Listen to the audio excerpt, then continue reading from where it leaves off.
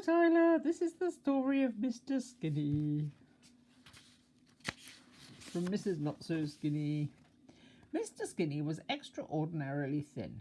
Painfully thin. If he turned sideways, you could hardly see him at all. I don't have that problem, do I, Tyler?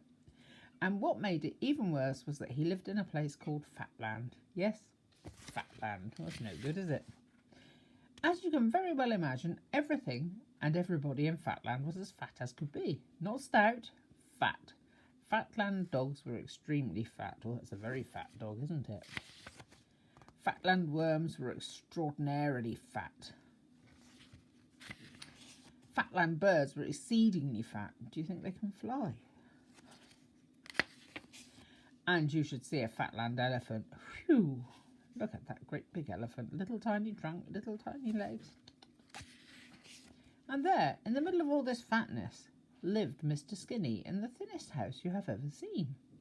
Poor Mr. Skinny, he didn't like being so different from everything and everybody, but there wasn't very much he could do about it. You see, he had hardly any appetite at all, and Mr. Skinny meal was a very meagre affair. Do you know what he had for breakfast? 1 cornflake.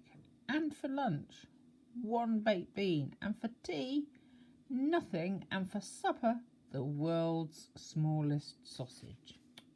It's no good, is it? And after that, he felt so full he went straight to bed, in his long, thin bed, in his long, thin bedroom, in his long, thin house, in Fatland. Oh, I do so wish I could do something about my appetite, he sighed to himself just before he went to sleep. I think, he thought, that I'd better go and see the doctor about it, and he went to sleep. The following morning was lovely.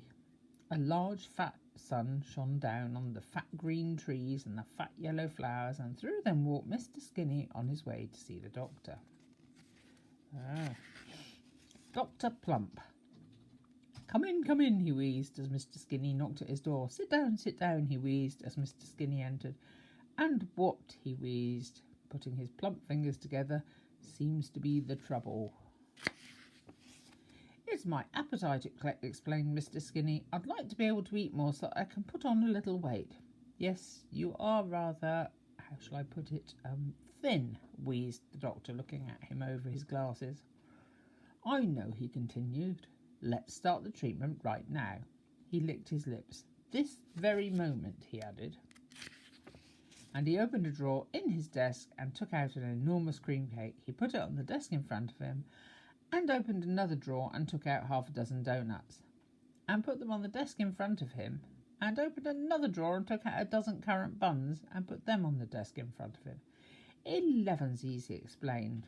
But it's only 10 o'clock, said Mr. Skinny. Who's counting, wheezed Dr. Plump. And without further ado, he and Mr. Skinny ate the lot. Mr. Skinny ate a dab of cream, a donut crumb, and 1 currant. Dr. Plump ate the rest. Oh, there's a porky pig. Wheezed Dr. Plump, popping the last currant bun into his mouth and looking at Mr. Skinny. I see, he said, what you mean about your appetite. He thought for a moment. Only one thing for it, he wheezed. This calls for drastic measures, and he picked up his telephone in his podgy fingers and dialed a number.